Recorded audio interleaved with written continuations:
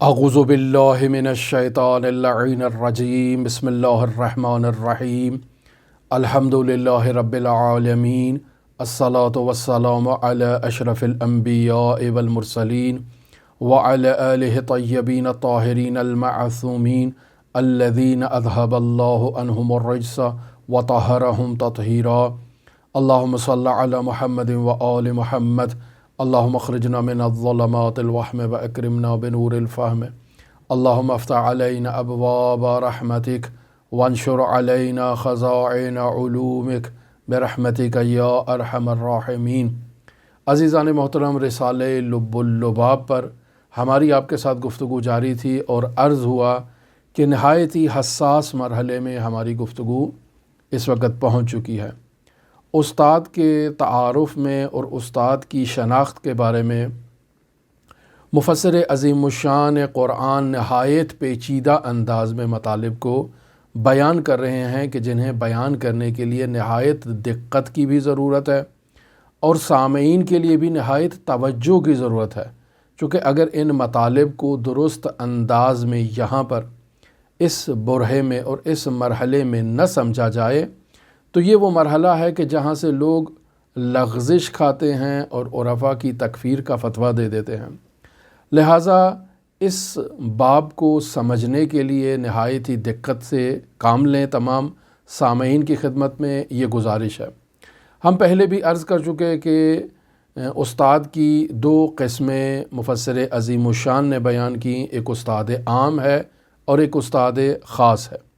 استاد عام جو خداوند متعال کی جانب سے کسی کی ارشاد کے لیے یا ہدایت کے لیے جس کا انتخاب نہیں ہوا، اور استاد خاص وہ ہے کہ جسے خداوند متعال نے عباد کی ہدایت کے لیے اور ارشاد کے لیے اور رہنمائی کے لیے جسے خداوند متعال نے معین کیا، اور بیان ہوا کہ وہ رسول خدا صلی اللہ علیہ وآلہ وسلم اور ان کے 12 جانشین ہیں۔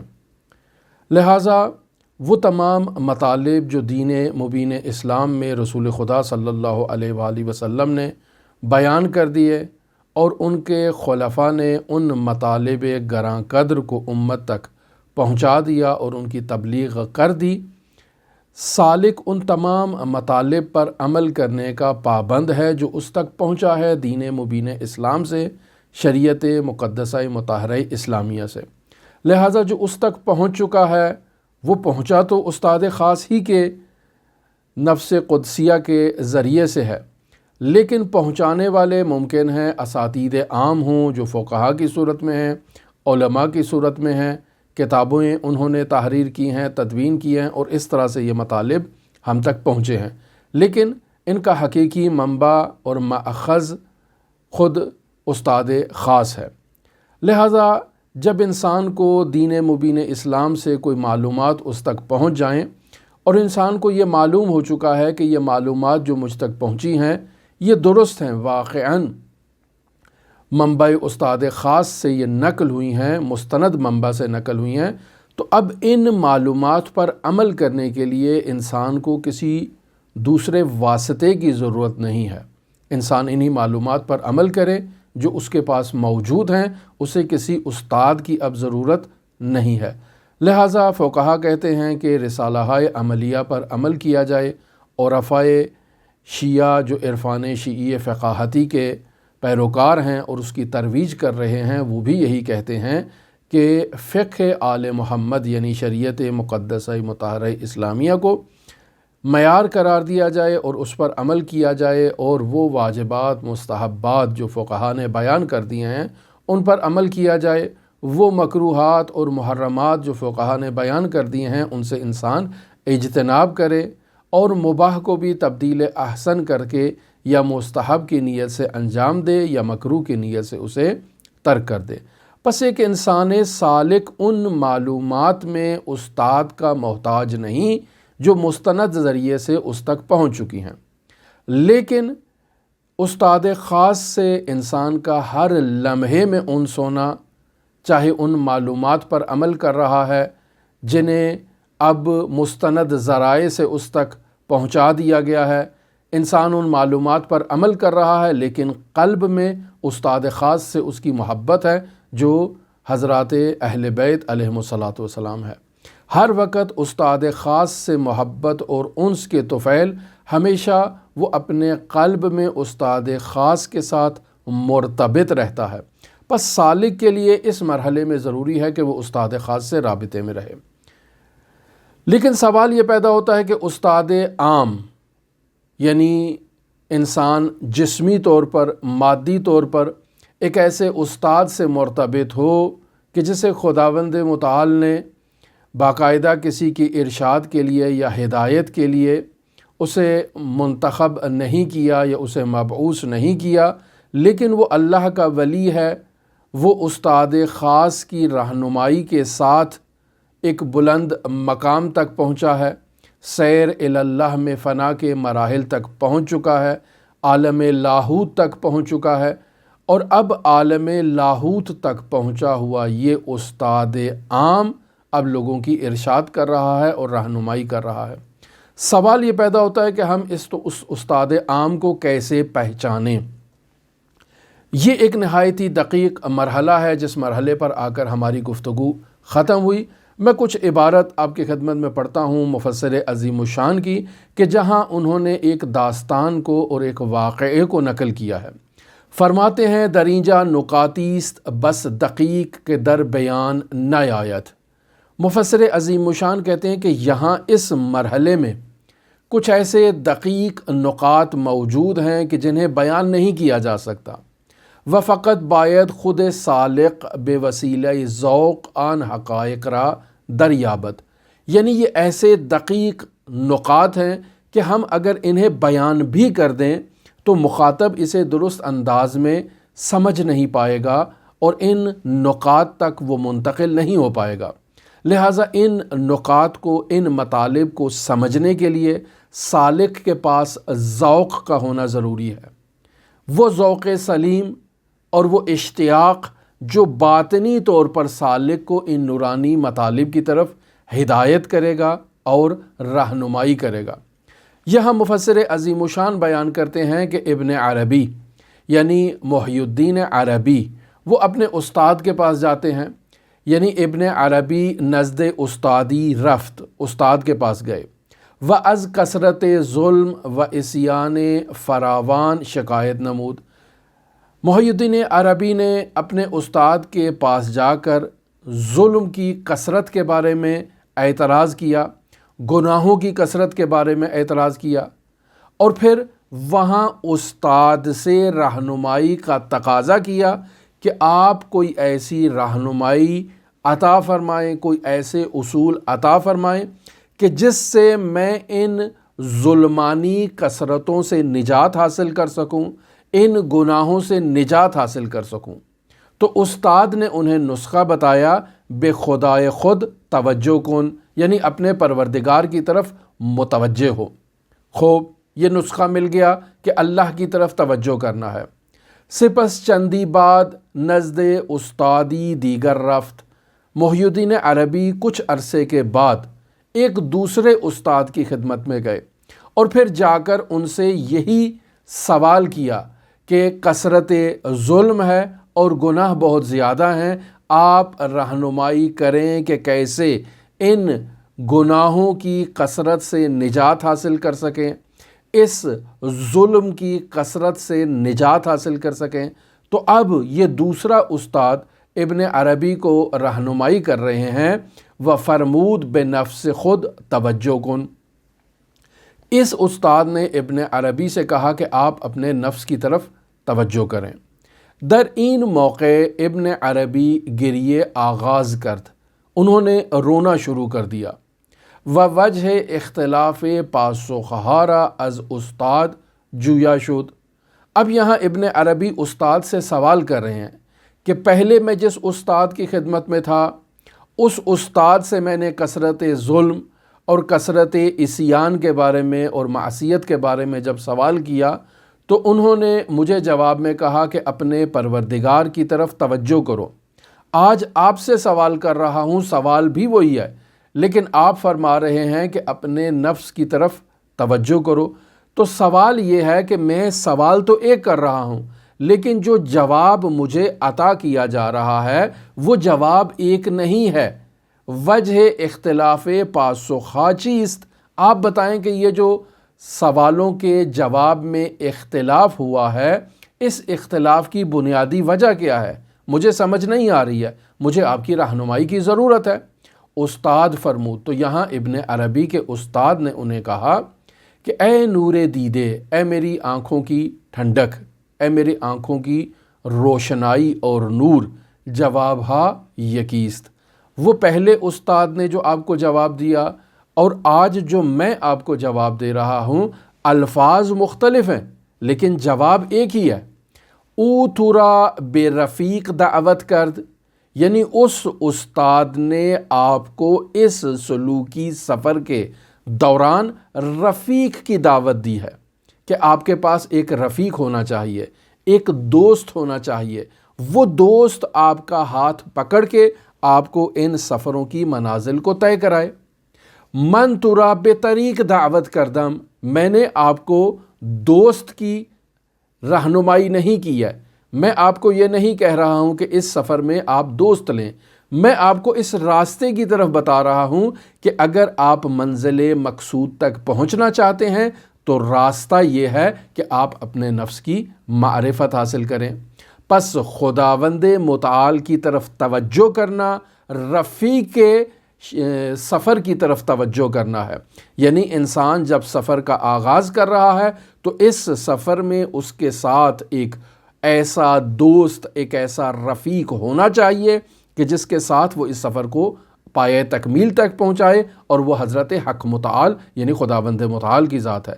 لیکن سفر جو ہے وہ کیا ہے؟ وہ سفر یہی ہے کہ انسان معرفت نفس سے آغاز کرے۔ من عرف نفسا فقد عرف ربا، جس نے اپنے نفس کو پہچان لیا اس نے اپنے رب کو پہچان لیا۔ اب اگر توجہ فرمائیں ان اسفار اربعہ کی طرف کہ جنہیں مرحوم صدر الدین شیرازی یا ابن عربی نے بیان کیا، ان میں سے پہلا سفر ہے سفر من الخلق الی الحق۔ پہلا سفر یہ ہے کہ انسان خلق سے حق کی طرف متوجہ ہوتا ہے۔ اب یہاں خود حق موجود ہے کہ جو پہلے استاد نے جواب دیا کہ اپنے خداوند متعال کی طرف متوجہ ہو جاؤ، یعنی اپنے رفیق کی طرف متوجہ ہو جاؤ، تو یہاں سفر من الخلق الی الحق ہے، یعنی سفر بھی موجود ہے، حق بھی موجود ہے۔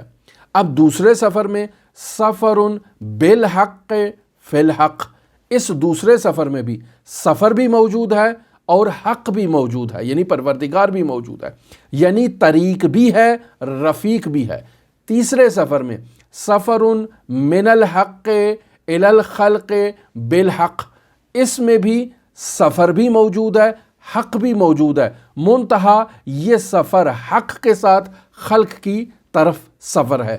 اور چوتھا سفر سفر فی الخلق بالحق، اس میں بھی سفر موجود ہے جو طریق ہے، اور طریق کے ساتھ رفیق بھی موجود ہے جو حضرت حق متعال ہے۔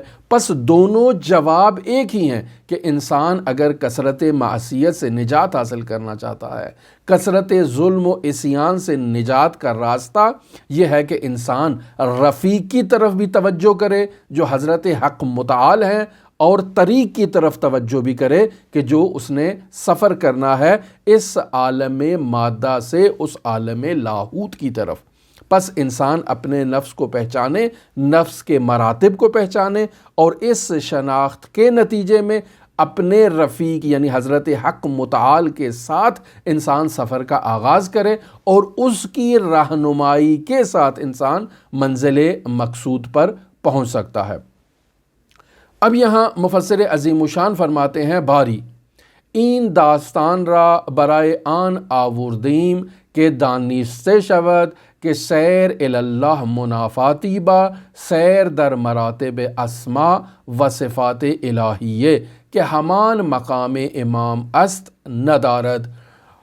مفسر عظیم الشان قرآن فرما رہے ہیں کہ میں یہ جو داستان، یہ جو واقعہ آپ کے سامنے لے کر آیا ہوں، اس واقعے کو بیان کرنے کا مقصد میرا یہ ہے کہ میں آپ کو بیان کروں کہ سیر اللہ، جو اللہ کی طرف آپ سفر کر رہے ہیں، یہ سفر باسیر در مراتب اسماء و صفات تفاوت و منافات نہ دارد، یعنی انسان سیر اللہ جو کر رہا ہے، یعنی اللہ کی طرف جو سفر کر رہا ہے، یہ اللہ کی طرف سفر کے ساتھ ساتھ اگر انسان اسماء و صفات الہیہ کی طرف بھی سفر کرے تو یہ دونوں اسفار آپس میں منافات نہیں رکھتے ہیں۔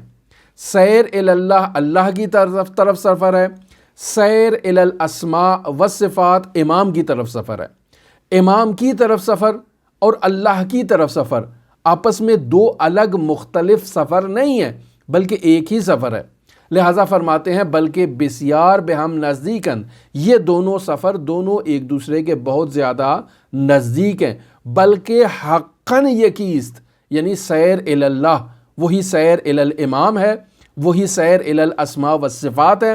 سیر اللہ اور سیر صفات و اسماء آپس میں تفاوت اور منافات نہیں رکھتے، ایک ہی سفر کا یہ نام ہے۔ انسان اس منزل مراد پر اپنے اس رفیق شریک کے ساتھ پہنچ سکتا ہے۔ پھر مفسر عظیم الشان فرماتے ہیں کہ ان دو اسفار کے اندر دوئیت اور اثنینیت نہیں پائی جاتی ہے بلکہ وحدت پائی جاتی ہے۔ عبارت دیکھیں، ودرآن مرحلے دوئیت و اثنینیت یاف نمی شود، یہ جو سیر اللہ ہے اور سیر الاسماء و صفات الہیہ ہے، یہ دو الگ سفر نہیں ہیں بلکہ ایک ہی سفر ہے۔ وہ سفر حضرت حق متعال کی جانب ہے، یہ سفر امام کی جانب ہے۔ پس امام کی جانب اگر کوئی سفر کا آغاز کرے تو یہ سفر بھی اللہ ہی کی طرف سفر ہے، جدا نہیں ہے، چونکہ امام حق متعال سے جدا نہیں ہے۔ لہٰذا فرماتے ہیں بلکہ ہرچہ ہست نور واحدیست، یعنی جو کچھ بھی اس کائنات میں ہے وہ ایک نور ہے۔ اللہ نور السماوات والارض، اللہ ہی ہے جو آسمانوں اور زمین کا نور ہے۔ لہٰذا غایت الامر آن نور بے تعبیرات مختلف سخن می رود، یعنی جب آپ اس نور کے بارے میں گفتگو کرتے ہیں تو مختلف الفاظ کا سہارا لے کے اسی نور کو بیان کرتے ہیں۔ گاہی بے اسماء و صفات الہیہ، یعنی جب آپ اس نور کو جب خطاب کرتے ہیں تو گاہی اسماء کا سہارا لیتے ہیں، گاہی آپ صفات کا سہارا لیتے ہیں کہ جس کے بارے میں کہا گیا وَلِلَّهِ الْأَسْمَاءُ الْحُسْنَى، اللہ کے لیے اسماء حسنہ ہیں، فَادْعُوهُ بِهَا، آپ اللہ کو اگر پکارنا چاہتے ہیں تو اللہ کو ان اسماء حسنہ کے ذریعے سے خطاب کریں۔ واللہ نحن ہی الاسماء الحسنى، اللہ کی قسم وہ اسماء حسنہ جس کے ذریعے سے اللہ کو پکارنا ہے وہ اسماء حسنہ ہم ہیں۔ وگاہی بے حقیقت و نورانیت امام از آن تعبیر می کند، اور گاہی آپ اسی حقیقت کو جب متوجہ ہوتے ہیں اور پکارنا چاہتے ہیں تو حقیقت اور نورانیت امام ہی کی طرف متوجہ ہوتے ہیں اور اس توجہ سے آپ حق متعال کو یاد کرتے ہیں۔ لہذا یہاں مرحوم مفسر عظیم الشان جو عبارت لے کر آ رہے ہیں وہ ایک شعر ہے جسے ملا ہادی سبزواری نے اپنی کتاب منظومہ میں بیان کیا ہے۔ شعر کیا ہے؟ عبارتنا شتا و حسنوں کا واحد، یعنی ہمارے الفاظ مختلف ہیں، کلمات مختلف ہیں، جملے مختلف ہیں، لیکن ان الفاظ و کلمات و جملوں سے جو ہم نے حسن کا ارادہ کیا ہے وہ حسن واحد ہے، اس میں تعدد نہیں پایا جاتا۔ وَكُلٌّ إِلَى ذَاقَ الْجَمَالِ يَشِيرُ، اور یہ تمام کے تمام الفاظ، تمام کے تمام کلمات اور تمام کے تمام جملے اسی حسن واحد کی طرف اشارہ فرما رہے ہیں۔ لہٰذا اس بات کی طرف توجہ کرنا نہایت ہی ضروری ہے۔ اب یہاں مفسر عظیم الشان رحمۃ اللہ علیہ اس بات کی طرف اشارہ کرنا چاہتے ہیں، اما استاد عام شناخت نمی شود مگر بے مصاحبت و مرافقت باو در خلع و ملع بطور یقین برائے سالک واقعیت و یقین او دستگیر شود۔ اب مفسر عظیم الشان کہہ رہے ہیں کہ ٹھیک ہے، ہمیں استاد خاص کا تو علم ہو گیا کہ رسول خدا صلی اللہ علیہ وآلہ وسلم کی ذات ہے، ہمیں یہ علم ہو گیا کہ استاد خاص سے مراد حضرات ائمہ معصومین علیہم الصلاۃ والسلام ہیں، اس بات کا ہمیں علم ہو گیا ہے۔ لیکن سوال یہ ہے کہ استاد عام کو کیسے پہچانا جائے؟ تو مفسر عظیم الشان فرماتے ہیں اما استاد عام شناخت نمی شود، یعنی استاد عام کو پہچانا نہیں جا سکتا۔ پھر اب استاد عام کو کیسے پہچانے؟ مگر بے مصاحبت و مرافقت، یعنی استاد عام کو اگر آپ نے پہچاننا ہے تو اس کی صحبت اختیار کریں، اس سے رفاقت کریں۔ اب آپ کی یہ صحبت اور یہ رفاقت جو ہے در خلا و ملا، یعنی خلوت میں بھی آپ اس کے ساتھ دوستی اور مصاحبت اختیار کریں، ملأ عام میں بھی اس کے ساتھ دوستی اور مرافقت اختیار کریں۔ یہ خلوت اور جلوت میں استاد کے طرز عمل سے آپ کو معلوم ہو جائے گا کہ یہ استاد کامل ہے یا استاد کامل نہیں ہے۔ برائے سالق واقعیت و یقین او دستگیر شود، یعنی انسان اس قدر خلوت اور جلوت میں استاد عام کے ساتھ جو ہے وہ حشر نشر رکھے، رابطہ رکھے، نشست و برخاست کرے، تاکہ سالک کو یقین حاصل ہو جائے، اس کے لیے یہ واقعیت ظاہر ہو جائے کہ یہ استاد حقیقی ہے، کوئی ڈرامے باز ڈھونگی انسان نہیں ہے، حقیقت میں یہ ایک واقعاً استاد ہے۔ پس اس کے ساتھ حشر و نشر کرنا یہ نہایت ضروری ہے۔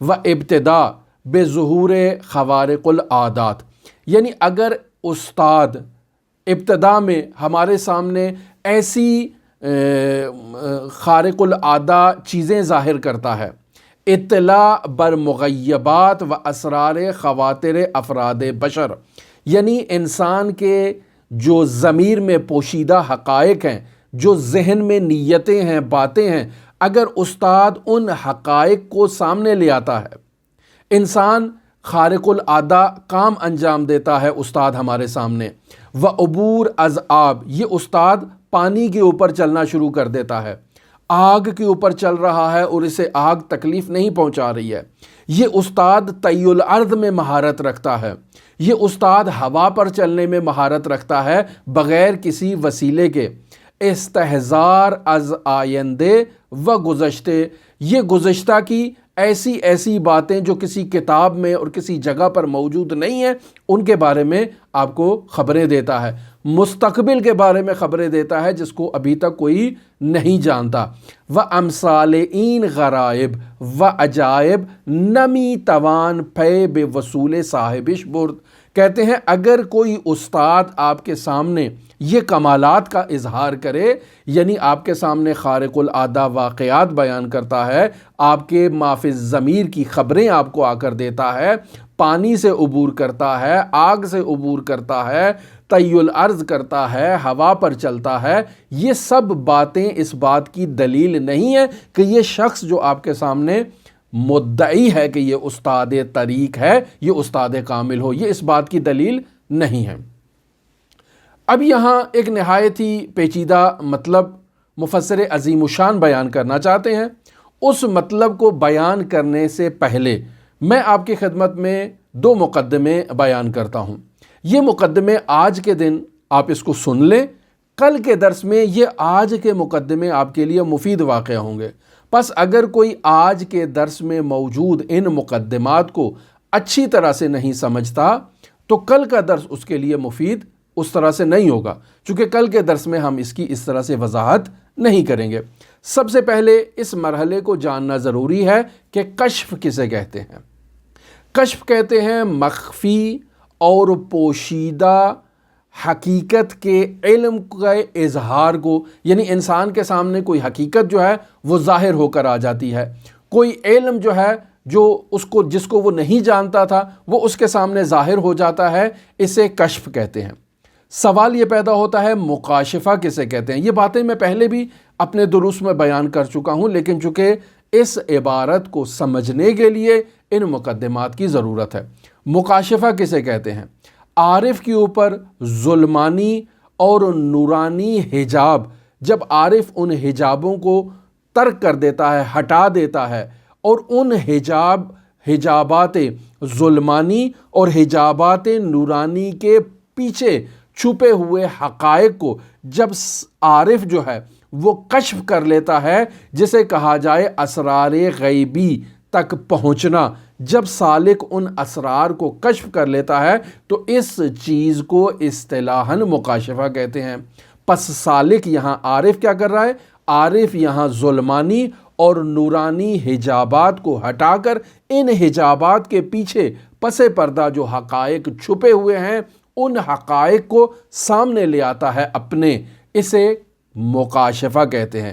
قرآن مجید میں سورہ نجم کی آیت نمبر 10 کے اندر خداوند متعال ارشاد فرما رہا ہے فَأَوْحَى إِلَىٰ عَبْدِهِ مَا أَوْحَىٰ، یعنی اللہ نے اپنے عبد پر، اپنے بندے پر وحی کی وہ چیز جو اللہ نے وحی کرنا تھی۔ پس فَأَوْحَىٰ إِلَىٰ عَبْدِهِ مَا أَوْحَىٰ، یہاں بعض علماء کہتے ہیں کہ یہ آیت مکاشفے پر دلیل ہے کہ عبد یعنی بندہ اس اسرار تک پہنچ جاتا ہے جو غیبی اسرار ہیں، جو پوشیدہ اور مخفی اسرار ہیں، اور عبد ان اسرار تک پہنچا ہے ان ظلمانی اور نورانی حجابات کو کنار پر کرنے سے، ان پردوں کو ہٹانے سے پس پردہ حقائق تک پہنچا ہے، اور یہ خداوند متعال کی عنایت کے بغیر ممکن ہی نہیں ہے۔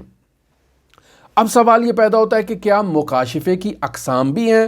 تو جی ہاں، مکاشفے کی 5 اقسام آیت اللہ سید محمد حسین حسینیہ طہرانی نے لکھی ہیں رسالہ سیر و سلوک سید مہدی بحر العلوم میں، اسی درس کے ذیل میں درج ہیں، آپ وہاں رجوع کر سکتے ہیں۔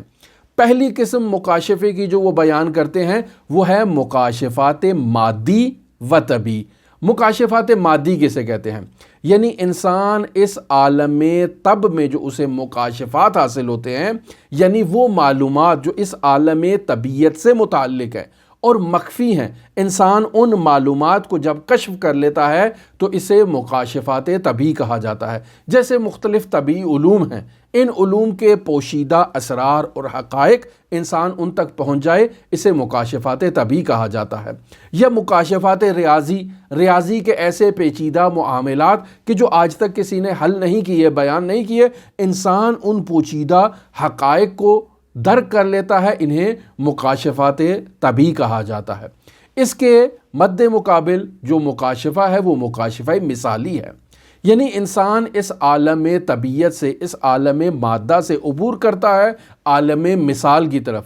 اب عالم مثال میں اگر انسان ان پردوں کو ہٹا کر جو چیزیں حاصل کرتا ہے، جن چیزوں کو مشاہدہ کرتا ہے، اسے مکاشفات مثالیہ بھی کہتے ہیں، اسے مشاہدات قلبیہ بھی کہتے ہیں، جو سالک کے قلب کے اوپر ظاہر ہوتی ہیں اور سالک انہیں مشاہدہ کرتا ہے۔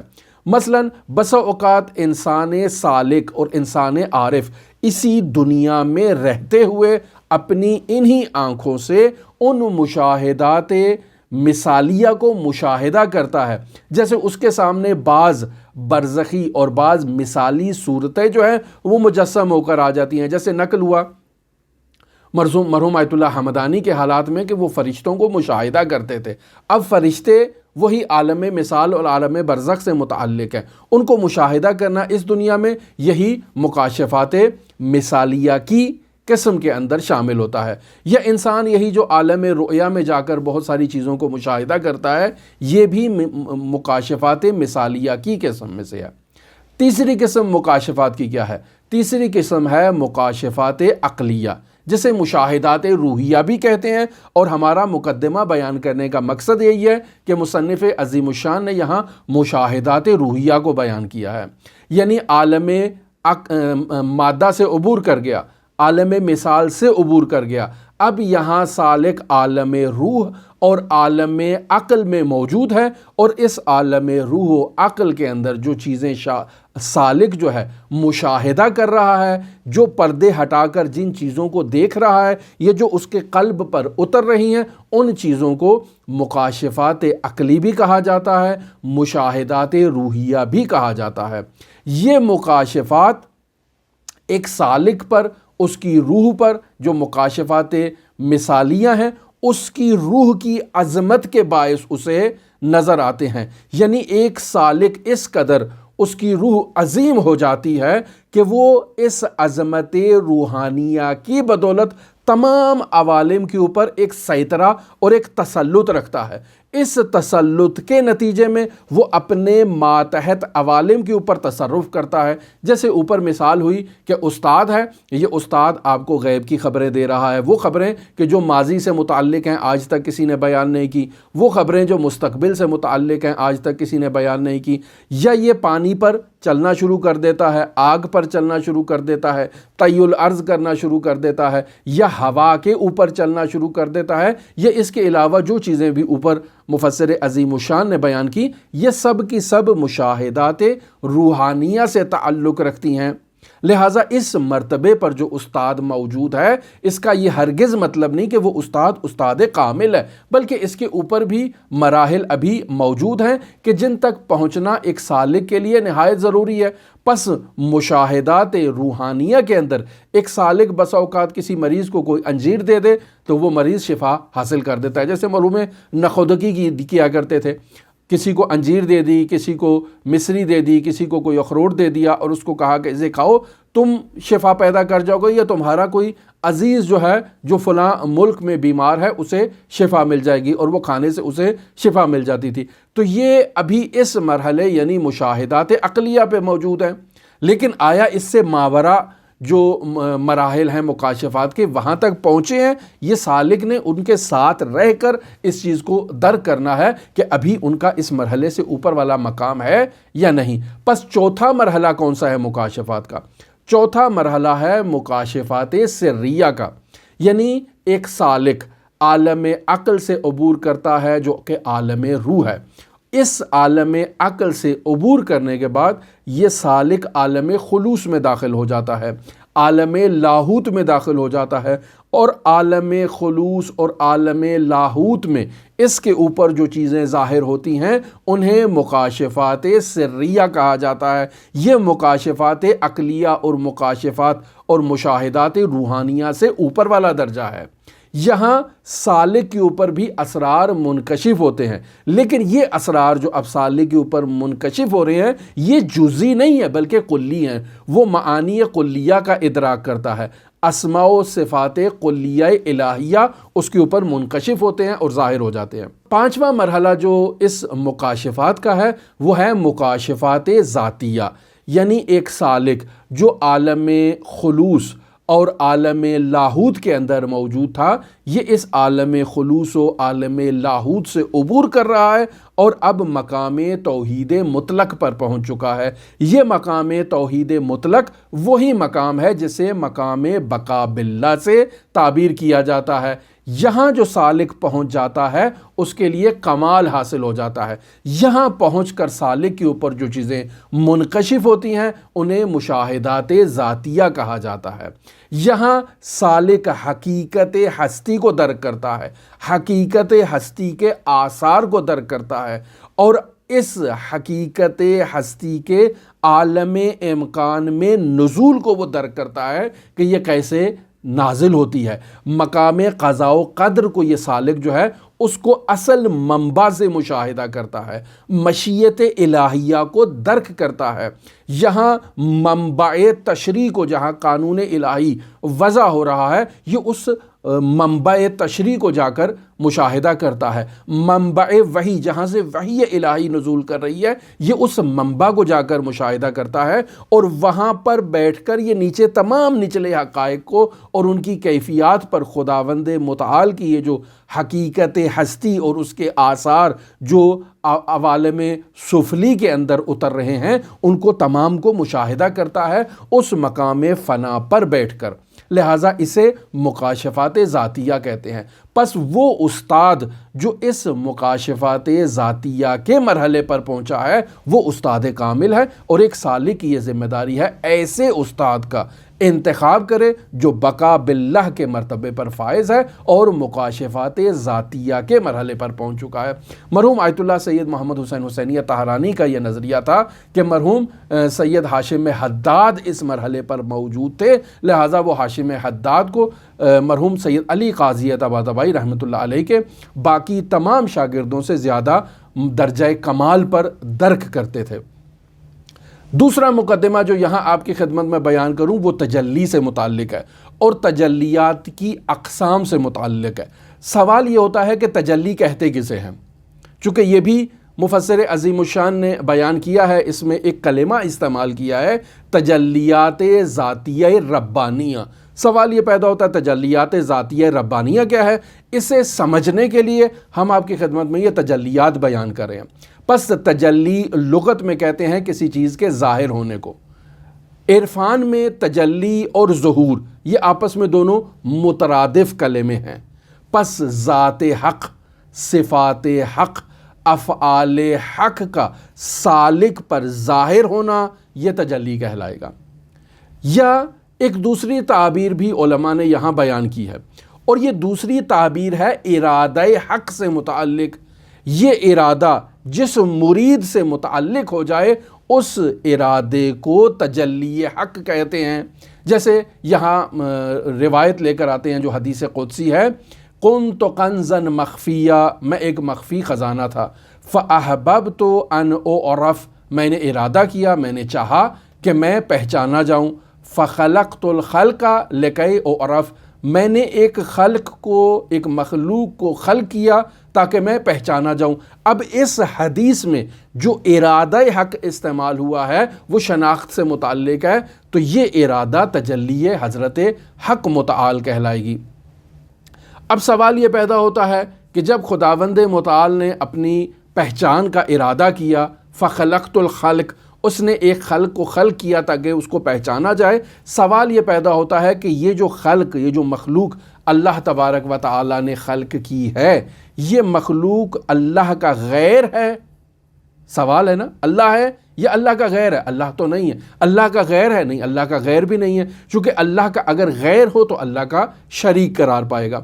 یہاں مسلمان فلاسفہ اسلامیہ اس بات کو بیان کرتے ہیں کہ عالم امکان میں موجود تمام کی تمام موجودات اپنا مستقل وجود رکھتی ہیں۔ جیسے میں ہوں، ایک مستقل وجود ہے، میرے اطراف میں جو جو چیز بھی پائی جا رہی ہے اس کا ایک اپنا مستقل وجود ہے، لیکن وجود میں یہ تمام موجودات اور میں وجود رکھتی ہوں، اور حضرت حق متعال بھی وجود رکھتا ہے۔ پس وجود میں اور یہ تمام موجودات حضرت حق متعال کے ساتھ شریک ہیں، یعنی کلمہ وجود میں، وجود یعنی ہونے میں، ہویت میں میں بھی ہوں وہ بھی ہے، یہ ہونے میں ہم سب مشترک ہیں۔ لہٰذا اسے فلاسفہ اسلامی کہتے ہیں وحدت وجود اور کثرت موجود، کہ خود وجود وحدت رکھتا ہے لیکن موجودات آپس میں مختلف ہیں۔ لیکن یہاں عرفاء اسلامی کیا کہتے ہیں؟ عرفا کہتے ہیں کہ وجود صرف ایک ہی ہے، دو وجود تو ہو ہی نہیں سکتے اور نہ ہی ہیں۔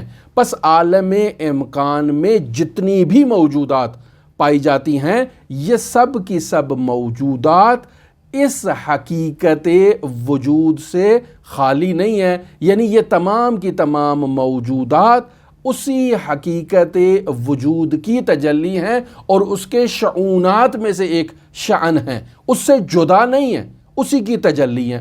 لہٰذا اب جب تجلی آپ کے سامنے واضح ہو گیا تو یہاں عرفاء اسلامی یعنی آیت اللہ سید محمد حسین حسینی طہرانی اسی رسالہ سیر و سلوک سید مہدی بحر العلوم کے حاشیے میں یہاں تجلی کی بھی 4 اقسام بیان کر رہے ہیں کہ جنہیں آپ کی خدمت میں بیان کر کے آج کی گفتگو کو ختم کرتے ہیں۔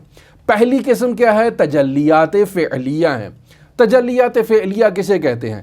یعنی سالک سے جو بھی فعل سرزد ہو رہا ہے اور عوام سے، جو معاشرے میں جتنے بھی لوگ ہیں، جتنے بھی موجودات ہیں، ان سے جو بھی فعل سرزد ہو رہا ہے، یہاں سالک کی بات ہو رہی ہے کہ وہ اپنے فعل کو اور موجودات سے صادر ہونے والے افعال کو خود اپنا یا ان کا فعل نہیں جانتا، بلکہ وہ ان تمام افعال کو ایک ذات کا مرہون منت سمجھتا ہے، اور وہ ذات حضرت حق متعال ہے۔ پس یہ جو میں ہاتھ کو حرکت دے رہا ہوں یہ اسی کے ارادے کے تو فعل ہے، میں یہاں میرا ارادہ اسی کے ارادے کے ماتحت ہے اور میرا کوئی مستقل ارادہ نہیں ہے۔ پس یہ تجلی، یہ چیز جو میرے سالک کے اوپر جو چیز ظاہر ہو رہی ہے اور سالک اس چیز کو درک کر رہا ہے، اسے تجلی فعلیہ کہتے ہیں، کہ سالک تمام افعال کا محور اور منشا اس ذات کو سمجھتا ہے جو ذات حق متعال ہے۔ دوسری تجلی کی جو قسم ہے وہ تجلیات صفاتیہ ہے۔ تجلیات صفاتیہ میں وہ صفت جو سالک کی صفت ہے، سالک اسے اپنا نہیں سمجھتا اور اسے کسی دوسری ذات کا مرہون منت سمجھتا ہے۔ مثلا میں یہاں ابھی بول رہا ہوں اور اپنی ہی آواز کو سن بھی رہا ہوں۔ اب سوال یہ پیدا ہوتا ہے کہ یہ بولنا میرا بولنا ہے اور یہ سننا میرا سننا ہے، تو یہاں سالک کہے گا کہ نہیں، یہ بولنا بھی میرا بولنا نہیں ہے اور یہ سننا بھی میرا سننا نہیں ہے، بلکہ یہ بولنا ایک اور ذات سے نشأت پکڑ رہا ہے اور یہ سماعت بھی ایک اور ذات کی جانب سے ہے۔ یعنی حقیقت میں گویا متکلم اور حقیقت میں سمیع ذات ایک ہی ذات ہے، اور اس ذات کے علاوہ باقی جتنی موجودات بھی تکلم کر رہی ہیں یا سماعت کر رہی ہیں، یہ سب کا تکلم اور سب کی سماعت حقیقت میں اس ذات کے تکلم اور اس ذات کی سماعت کے مرہون منت ہے۔ اس نے ارادہ کیا ہے تو تکلم ہے، اس نے ارادہ کیا ہے تو سماعت ہے۔ پس جتنا بھی کائنات میں علم ہے، قدرت ہے، سماعت ہے، بصارت ہے، حیات ہے، جو کچھ بھی ہے، یا اسی طرح عوام کے اندر جتنی بھی صفات پائی جاتی ہیں، ان تمام صفات کا محور اور منبع حضرت ذات حق متعال ہے اور اس کے علاوہ کچھ نہیں ہے۔ سالک اس مرحلے پر پہنچ جائے اور اس بات کو درک کر لے، یہ تجلیات صفاتیہ کہلاتا ہے۔ تجلیات ذاتیہ میں سالک ایک صفت کو درک کر رہا ہے، لیکن اس صفت سے متصف موصوف کو اور صفت کو دونوں کو یکجا طور پر درک کرے اور اس حقیقت کو بھی حضرت حق متعال کی شان تصور کرے۔ یعنی انسان سنتا ہے تو ایک سننا ہے اور ایک سننے والا ہے، بولتا ہے تو ایک بولنا ہے اور ایک بولنے والا ہے، یہ دو الگ چیزیں ہیں۔ اسی طرح حیات ہے تو ایک حیات ہے اور ایک حی ہے۔ انسان ان دو چیزوں کو ایک تصور کرے، ایک چیز اس کے اوپر منکشف ہو کہ حقیقت میں ایک حقیقت ہے اور وہ حقیقت حضرت حق متعال کی ہے۔ سالک جب اس مرحلے کو درک کر لیتا ہے تو اسے تجلیات ذاتیہ کہتے ہیں۔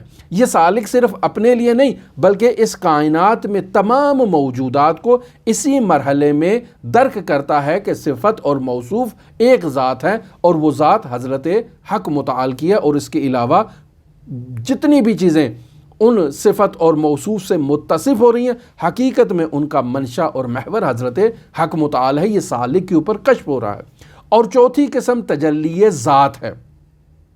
تجلی ذات بعض علماء یعنی آیت اللہ طہرانی بیان کر رہے ہیں کہ تجلیات ذاتیہ اور تجلی ذات حقیقت میں ایک ہی ہے بعض لوگوں کے نزدیک، لیکن بعض اس کو تفاوت کی دید سے مشاہدہ کرتے ہیں۔ لہٰذا آیت اللہ طہرانی فرما رہے ہیں کہ تجلی ذات یعنی خود سالک کا باقی موجودات کے وجود کی حقیقت کو حضرت حق متعال کی جانب سے تصور کرے اور اس کے اوپر یہ ظاہر ہو جائے کہ اس کی ذات اور تمام موجودات کی جو ذوات ہیں ان کا محور منبع سب حضرت حق متعال ہے اور اس کے علاوہ کچھ نہیں ہے۔ بعض علماء یہاں تجلیات ذاتیہ کو تقسیم کرتے ہیں تجلیات ذاتیہ ربانیہ کے اندر اور تجلیات ذاتیہ روحانیہ کے اندر۔ آیت اللہ سید محمد حسین حسینیہ طاہرانی یہاں بیان کر رہے ہیں کہ میں نے مختلف کتابوں کا مطالعہ کیا ہے، تحقیق کی ہے، جستجو کی ہے، اور تمام تر تحقیقات کا میرا نچوڑ یہ ہے کہ یہ دو اقسام نہیں ہیں، یعنی مجھے کہیں یہ دو اقسام نظر نہیں آئی ہیں۔ لہٰذا آیت اللہ طہرانی فرما رہے ہیں کہ یہاں تجلیات ذاتیہ ربانیہ سے مراد تجلیات اسمائی ہیں اور تجلیات ذاتیہ روحانیہ سے مراد تجلیات افعالی ہیں، اور یہاں مراد تجلی اسم سے یہ ہے کہ سالک مرتبہ فنا پر جو ہے وہ فائز ہو چکا ہے۔ یہ نہایت ہی پیچیدہ مطالب تھے کہ جنہیں مفسر عظیم الشان یہاں بیان کرنا چاہ رہے ہیں، منتہا مفسر عظیم الشان نے یہاں فقط کلمہ تجلیات ذاتیہ ربانیہ استعمال کیا، یا وہاں اوپر جو ہے وہ مشاہدات جو ہے وہ روحانیہ استعمال کیا، جو مکاشفات روحانیہ جو اس کی قسم ہے، تو اس کو بیان کرنے کے لیے ان مقدموں کو بیان کرنا ضروری تھا، لہٰذا میں نے یہ آج کی گفتگو آپ کی خدمت میں بیان کی۔ کل ایک مختصر سا ٹچ دے کر ہم اپنی عبارت کو کمپلیٹ کریں گے اور بیان کریں گے کہ مفسر عظیم الشان یہاں کیا بیان کرنا چاہتے ہیں۔ ہماری دعا ہے کہ خداوند متعال ہمیں ان مطالب کو سمجھنے کی توفیق عطا فرمائے، انہیں ان کی گہرائی کے ساتھ درست انداز میں اگر ہم سمجھ لیں تب جا کر ہم اس سیر اللہ کے سفر کو درست انداز میں ایک تصوری حد تک ہمارے ذہن میں آ سکتا ہے۔ عمل بعد کا مرحلہ ہے۔ خداوند متعال ہماری توفیقات میں اضافہ فرمائے اور ہمیں علم نور معرفت عطا فرمائے۔ آپ تمام عزیزان کے لیے حضرت علی ابن موسیٰ الرضا علیہ الاف التحیت و ثنا کی نورانی بارگاہ میں نائب الزیارہ بھی ہیں اور دعاگو بھی ہیں۔ اللہم صلی علی محمد و آل محمد وعجل فرج قائم آل محمد۔